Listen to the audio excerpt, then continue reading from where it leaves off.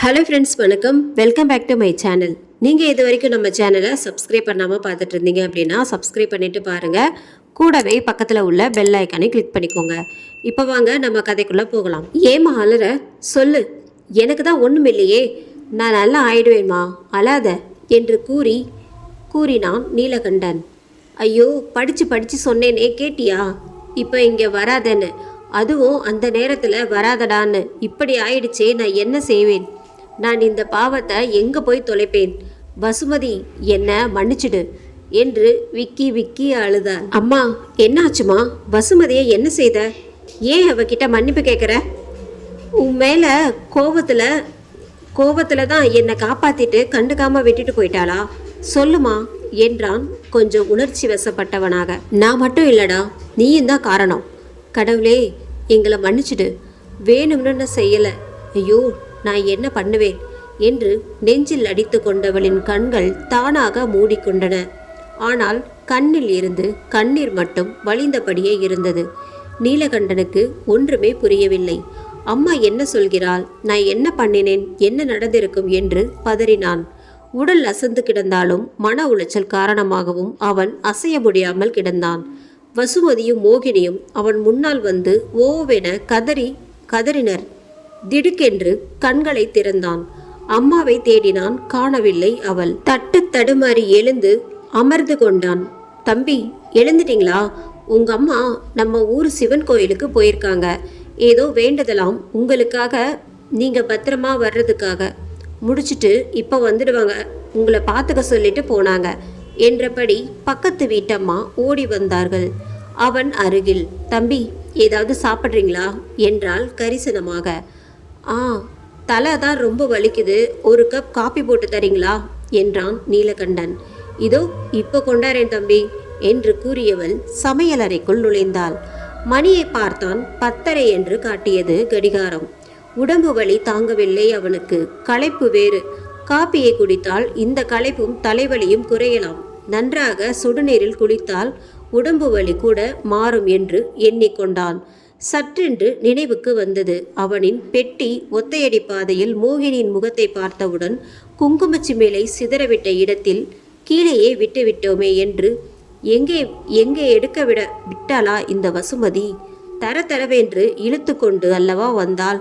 இன்னும் கூட அவள் பிடித்த இடம் வலிக்கிறதே என்று நினைத்து கொண்டவன் தன் கையை பார்த்தான்.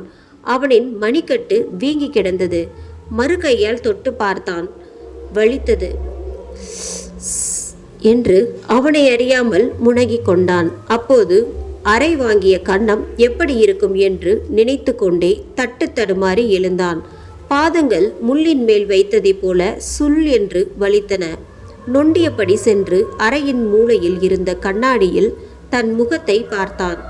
ஐயோ என்று அலறியே விட்டான். ஒரு பக்க கன்னம் கண்ணாடியால் கீறினாற் போல கோடு கோடாக ரத்தம் உறைந்து காய்ந்து கிடந்தது. இன்னும் உற்று பார்த்தான். மோகினியின் 5 விரல்களின் அச்சு அப்படியே தெரிந்தது. அவனுக்கு உதடும் கூட வீங்கியிருந்தது. வசுமதி மட்டும் வரவில்லை என்றால் நேற்று இரவே தான் இறந்திருப்போம் என்று எண்ணிக்கொண்டான். தன்னை காப்பாற்ற பேயிடம் கூட போராடினாளே என்று நினைத்தவனால் வசுமதியை பார்க்காமல் ஒரு நொடி கூட இருக்க முடியவில்லை. வலியும் வேதனையும் இருந்த அவனின் கால்கள் மனதின் காதலை மட்டும் சுமந்தபடி மங்கை அவளின் வீடு நோக்கி தானாய் நடந்தன. தம்பி, நில்லுங்க, எங்கேயும் போகாதீங்க. இந்த நிலைமையில எப்படி இப்படி? அம்மா வந்தா என்னை திட்டுவாங்க. நில்லுங்க தம்பி என்றபடி கையில் காப்பி கோப்பையோடு வந்து பக்கத்து வீட்டு அம்மாள் கத்திக்கொண்டு ஓடி வந்து தடுக்க பார்த்தாள். அவன் காதில் எதுவுமே விழவில்லை. அவன் கால்கள் வசுமதியின் வீடு நோக்கி நடந்தன. கொஞ்சம் தூரம் நடந்திருப்பான். தம்பி, நீங்களா? உசுரோட தான் இருக்கீங்களா? அந்த பேய் உங்களை ஒன்றும் செய்யலையா என்று என்ன அதிசயம் என்று ஒரு குரல் யாரென்று உற்று பார்த்தான். ஓ, இவரா? நேற்று ரயிலில் பார்த்த வயதானவர். கொஞ்சம் விந்தி நடந்து கொண்டிருந்த நீலகண்டனை ஓடி வந்து தாங்கி கொண்டார். என்னாச்சு தம்பி? ஏன் நொன்றீங்க? உங்களை உசுரோட பார்ப்பேன்னு நினைக்கவே இல்லை. தம்பி, பேய் என்பதெல்லாம் அப்போ பொய் தானே என்று பேசிக்கொண்டே அவனை தாங்கி பிடித்து கொண்டே அவனோடு நடந்தார். நிஜமாவேதான் கண்டவற்றை கூறலாமா என்று யோசித்தான். வேண்டாம் என முடிவெடுத்து சொல்லாமல் வாயை திறக்காமல் அமைதியாய் நடந்தான்.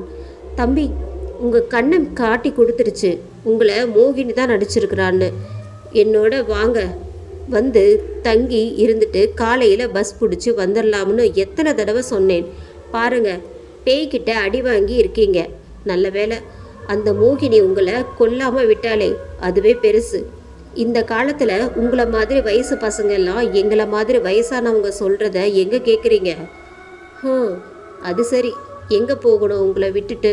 நான் போகிற வீட்டுக்கு போய்க்கிறேன் என்றார் அக்கறையாக. அடுத்த தெருதான் தாத்தா, சிரமப்படாதீங்க, நீங்கள் போங்க, நான் போய்க்குவேன் என்றான் நீலகண்டன். அடுத்த தெருவா? நான் கூட அங்கே தான் தம்பி போகிறேன். எங்கள் சொந்தக்காரங்க வீட்டு பொண்ணு ஒன்று 3 நாள் முன்னாடி இறந்துடுச்சு. 3ஆம் நாள் காரியத்துக்கு தான் போகிறேன். உங்களை நீங்கள் போகிற இடத்துல விட்டுட்டு போய்க்கிறேன், வாங்க என்று அவனை பிடித்து கொண்டு ஒத்தாசையாக நடந்தார். சுருக்கென்று நெஞ்சு வலித்தது நீலகண்டனுக்கு. அம்மா அழுததையும் இவர் சொல்வதையும் ஒன்று சேர்த்து மனம் பதறியது. இதயம் வேகமாக துடித்தது. கடவுளே, என் மனம் இப்படியெல்லாம் நினைக்கிறது. வசுமதிக்கு எதுவும் ஆயிருக்கக்கூடாது. அதெல்லாம் ஒன்றும் ஆகியிருக்காது. நேற்றுதானே அவளை பார்த்தேன் என்று குழம்பியவன் கண்களில் தன்னை எறியாமல் கண்ணீர் சிந்தியது. தம்பி, ஏன் அழுவுறீங்க? அந்த பொண்ணு உங்களுக்கு ரொம்ப வேண்டியவளா? என்ன பண்ணுறது தம்பி, அந்த பொண்ணு இருந்த கஷ்டப்படுறதை விட செத்தது கூட ஒரு வகையில் நல்லது தான். சின்ன வயசில் எவ்வளோ கஷ்டம் அனுபவிக்கும். பாவம், கடவுள் இனியாவது அவளுக்கு அமைதியே தரட்டும் என்று கண் கலங்கினார் தாத்தா. தாத்தா, அவங்க பேரு என்றான். அதான் தம்பி, அந்த வசுமதி என்றார் அவனை உற்று பார்த்தபடி. அதிர்ச்சியில் உறைந்தான். அவன் காலுக்கு கீழே உள்ள நிலம் வழுக்கியது, தலை சுற்றியது. மயக்க நிலைக்கு போனான். யாராவது வாங்க என்றபடி தாத்தா அவனை பிடித்து தன் மடியில் படுக்க வைத்து கொண்டார். தன்னிடம் இருந்த நீரை தெளித்தார். கண்களை திறந்தவன் எழுந்து ஓடினான் வசுமதியின் வீட்டிற்கு. உள் நுழைந்தவன் கண்கள் அப்படியே நிலை குத்தி நின்றன. வசுமதியின் படத்திற்கு மாலை போடப்பட்டு விளக்கு ஏற்றப்பட்டு சுற்றிலும் ஊரே அழுதபடி இருந்தது. கண்ணீரும் மறந்த கண்களோடு கசிகின்ற இரத்தம் இதயத்துள் உறைய, காற்றில்லா நுரையீரல் மூச்சில்லாமல் திணற, உயிரோட இறந்தவனாய் இருக்கும் இடமே கல்லறையாகி கல்லாகி போனான். வந்துட்டியா? என் பொண்ணை கொன்னுட்டியே பாவி! என் பொண்ணை கொல்லுறதுக்காகவே வந்தியா? உன்னால் தான் அவ வேணுன்னே சாவ ஏத்துக்கிட்டா. நீ நல்லா இருப்பியா என்ற குரலில் அதிர்ந்தான் நீலகண்டன். ஐயோ, இதோ வந்துட்டான், அதுவும் உசுரோட கல்லு மாதிரி நிற்கிறான் பாருங்க. இவனால தான் என் பொண்ணு செத்தா. இல்லை, இவன் தான் கொன்னுட்டான், பாவி, கொலகார பாவி என்று வசுமதியின் அம்மா நீலகண்டனின் சட்டையை பிடித்து கொண்டு உலுக்கியபடி ஓ என்று அழுதாள். குழம்பி போய் நின்றான் நீலகண்டன். ஏற்கனவே வசுமதியின் இறப்பு அதிர்ச்சியை தர, உடம்பு வேறு ஒரு துளி ரத்தம் போடாத உடம்பாய் துவண்டு கிடக்க, செய்வது அறியாது திகைத்தபடி அவளின் கையை எடுத்து விடக்கூட தோன்றாதவனாய் சிலை போல் நின்றான். வசுமதியின் அப்பாதான் ஓடி வந்து, அவளை மன்னிச்சிடுங்க தம்பி, எடுடி கைய. அவன் என்ன பண்ணுவான்? நம்ம பொண்ணு தானா தானே அந்த வழியை தேர்ந்தெடுத்தா. இவனை போய் சாக சொன்னான், இவனா போய் சாக சொன்னான்? கைய அவன் மேலே இருந்து எடு முதல்ல என்று அவளின் கையை நீலகண்டனின் சட்டையில் இருந்து விடுவித்தார். நீங்க போங்க தம்பி, இங்க இருக்காதீங்க. அவளுக்கு என் பொண்ணுக்கு உங்களோட வாழை கொடுத்து வைக்கல, யமன் கிட்ட போயிட்டா. உங்களை பார்த்தா இவள் இப்படித்தான் கத்தி கொண்டிருப்பாள். நீங்கள் இங்கிருந்து போயிடுங்க என்று கண்களை துடைத்தபடி கூறினான். ஆமா, இந்த கொலகாரனை இங்கிருந்து போக சொல்லுங்க. என் கண்ணு முன்னாடி வர வேண்டான்னு சொல்லுங்க. இவனை காப்பாற்றணும், எப்படியாவது காப்பாற்றணும்னே சொல்லிக்கிட்டே தான் என் தங்கம் என்னை அனாதையாக்கிட்டு போய் சேர்ந்துடுச்சே. என்ன பண்ணுவேன்? இந்த படுபாவி இங்கே இப்போதைக்கு வராமல் இருந்திருந்தா அவ உசுரோடாவது இருந்திருப்பா. போக சொல்லுங்க அவனை என்று ஆங்காரமாக கத்தினாள் வசுமதியின் தாய். கூடியிருந்தவர்களும் போயிடுங்க தம்பி, அதான் நல்லது. பாவம், இப்போ இந்த அம்மாவுக்கு அதான் நல்லது. போங்க, இந்த அம்மா அழாது ஓயட்டும், அப்புறம் வந்து பாருங்க என்றனர். வேறு வழி தெரியாமல் கனத்த இதயத்தோடு நடந்தான் வெளியே. வீட்டிற்கு செல்ல தோன்றாதவனாய் வசுமதியை முதலில் சந்தித்த ஆலமரத்தை நோக்கி அவன் கால்கள் சென்றன. ஆலமரத்தடியில் அமர்ந்து ஓ என்று அழ வேண்டும் என்று அவன் மனது நினைத்தது. நான் என்ன செய்தேன்? ஆசையாய் அவளை மணந்து கொள்ள வேண்டும் என்ற ஆசையில் அல்லவா வந்தேன். அவளின் மனநிலையை குணப்படுத்த வேண்டும் என்றல்லவா நினைத்தேன். வசு நினைத்தது போல அவளின் அம்மாவும் பித்து பிடித்தவள் என்று அவளை கைவிட்டு விடுவேன் என்று நினைத்தார்களோ? அதனால்தான் அந்த அசம்பாவிதம் நடந்ததா? வசு, நீ ஏன் என்னை விட்டு போனாய் என்று என்னிடம் வந்தாயே. ஆசையாய் புடவையை வாங்கி கொண்டு அமிர்தமாய் முத்தத்தை பரிசாக வழங்கினாயே. உன் அம்மா நான் தான் உன்னை கொலை செய்தேன் என்கிறார்களே வசு. உன்னை திரும்ப எப்போது காண்பேன்? ஆசையாய் அன்பு வாழ்க்கை வாழலாம் என்று கனவை கலைத்து காலனிடம் ஏன் போனாய்? உன் அம்மாவுக்கு எப்படி என் உண்மையான அன்பை புரிய வைப்பேன்? இனி புரிந்துதான் என்ன ஆகப் போகிறது என்று அவன் இதயம் கேள்வி மேல் கேள்வி கேட்டுக்கொண்டு இரத்தம் கண்ணீர் வடித்தது. கால்கள் ஆலமரம் நோக்கி நடந்தன. ஆனால் ஆலமரம்தான் காணவில்லை. வெறும் அடிபாகம் மட்டும், அதுவும் கருகிய நிலையில் இருந்தது. அதிர்ந்தான். எங்கே போயிற்று? நேற்றிரவு இங்குதானே இந்த மரத்தடியில் தானே என்னை வசுமதி விட்டு சென்றாள். இப்போது எங்கே போயிற்று? என்ன ஆயிற்று என்று சுற்றுமுற்றும் பார்த்தான், கண்ணீரை துடைத்தபடி.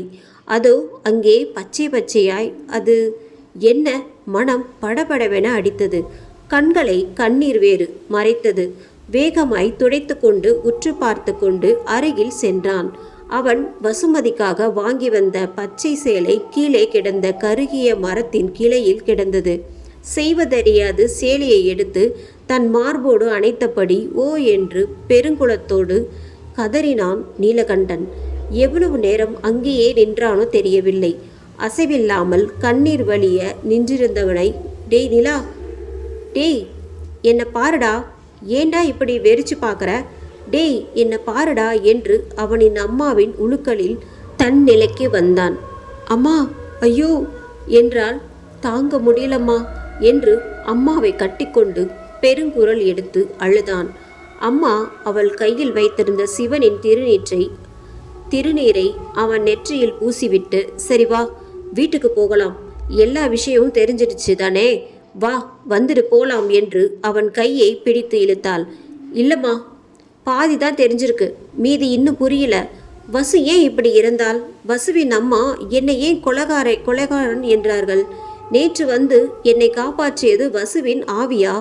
இறந்த எல்லோரும் ஆவியாத்தான் அலைவார்களா? அவளின் இறப்புக்கு நான் எப்படி காரணமானேன்? வீட்டுக்கு வா, எல்லாத்தையும் தெளிவா சொல்கிறேன், வா என்றவளாக நீலகண்டனின் கையை பிடித்து திரும்பவும் இழுத்தாள் அவனின் அம்மா. அப்போ உனக்கு எல்லா விஷயமும் தெரியுமா? ஏன் என்னிடம் சொல்லாமலே விட்டுட்ட? அத்தனை தடவை கால் பண்ணி வராத என்றாயே. வசுமதியின் இறப்பு பற்றி மறைத்து விட்டாயே, ஏமா என்று காரமாக கேட்டான் நீலகண்டன். அதான் சொல்கிறேன், வீட்டுக்கு நட என்றாள் அழுத்தமாக அவனின் அம்மா. நீ போ, இன்னும் ஒரு வேலை பாக்கி இருக்கு, அதையும் முடித்து கொண்டு ஒரேடியாய் வருகிறேன் என்ற நீலகண்டன் கையை உதறி அம்மாவிடமிருந்து விடுபட்டு ஒத்தையடி பாதையை நோக்கி நடந்தான். செய்வதறியாது அவனின் பின்னாலேயே நடந்தாள் அவனின் அம்மா. ஒத்தையடி பாதை ஒன்றுமே நடக்காத அமைதியான இடமாய் காட்சியளித்தது. நேற்று இரவு மோகினியும் வசுமதியும் இவனும் போராடிய இடமா என்று கேட்கும்படி சாதாரணமாக இருந்தது. கண்ணீர் வலிய கொஞ்ச தூரம் நடந்தவனுக்கு அவனின் அருந்த ஒத்த செருப்பு தென்பட்டது. மேலும் நடந்தான். பாலுங்கிணற்றின் நேர் எதிராக அவனின் பெட்டி தோல் பை கிடந்தன. கண்ணீரை துடைத்து கொண்டு குனிந்து எடுக்கப் போனான். பக்கத்திலேயே குங்குமம் சிதறி சிவப்பாக மாறிய சகதி இரத்தமாய் தெரிந்தது. அவனின் அம்மா ஓடிப்போய் குங்குமச்சிமிலை எடுக்க போனாள். அம்மா ப்ளீஸ் எடுக்காத, அது வசுமதிக்காக வாங்கியது, அவளுக்கே உரியது, இங்கே கிடக்கட்டும் என்று தடுத்துவிட்டு தோல் பையை எடுத்து முதுகில் மாட்டிக்கொண்டான். பெட்டியை எடுக்க போனவனை தடுத்து தானே எடுத்து கொண்டாள் அவனின் அம்மா. பாலுங்கிணறு நோக்கி நடந்தவளை தடுத்தாள் அவனின் அம்மா. காதில் வாங்காதவனாய் பக்கத்தில் சென்று உள்ளே எட்டி பார்த்தான். அமைதியான கிணற்றின் உள்ளே இவனின் செல்போன் சுக்குநூறாய் கிடந்தது. விசும்பினான். மோகினி, நீ ரொம்ப மோசம், என்னோட வசுமதியை வாழவும் விடாம உன்கிட்ட சேர்த்துக்கிட்ட. நீ பழி வாங்கிறது நியாயம் என்ற நினைப்பை பொய்யாக்கிட்ட. ஆம்பளைங்க தானே உன்னை கண்டபடி பேசுனாங்க. என் வசுமதி என்ன பண்ணா? உன்னோடவே திரிஞ்சா, உன் நினைப்பாவே கிடந்தா. அவளை ஏன் பழி வாங்கின? நீ இரக்கமில்லாத பேய்தான் என்று வாய் விட்டு அழுதான். வாடா நிலா வா என்று அவனை இழுத்து கொண்டு வீடு வந்து சேர்ந்தாள் நீலகண்டனின் அம்மா. அசந்து போன உடம்போடு மனமும் சோர்ந்து நீலகண்டன் அப்படியே தரையில் படுத்து கொண்டான். ஓடி வந்து அவனின் தலையை தூக்கி மடியில் வைத்து கொண்ட அவனின் அம்மா ஆதரவாய் தலையை கோதி கொடுத்தாள். அம்மா, நேத்து என்னை காப்பாற்ற வந்தது வசுமதி ஆவியாக வந்த மோகினியோட போராடி என்னை காப்பாத்தினா. என் மேலே அவளுக்கு எந்த கோவமும் இல்லைம்மா. என்னை உசுரா நினச்சிருந்தா. நானும் அதே மாதிரி தாம்மா அவளுக்கு புடவையெல்லாம் ஆசையாக வாங்கிட்டு வந்தேன். எங்களால் ஒன்றாக சேர்ந்து வாழ முடியாமல் போச்சே.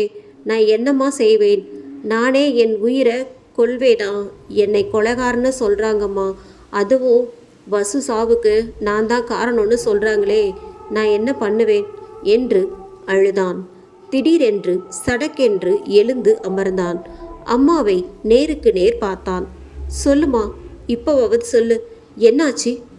ஏன் என் வசு செத்தா சொல்லு என்றான். நீ டெல்லியில் இருந்து கிளம்பினாயே, அன்னைக்கு விடியகால மூச்சிறைக்க பயந்தே ஓடி ஓடி வந்தாள் வசுமதி என்னிடம்.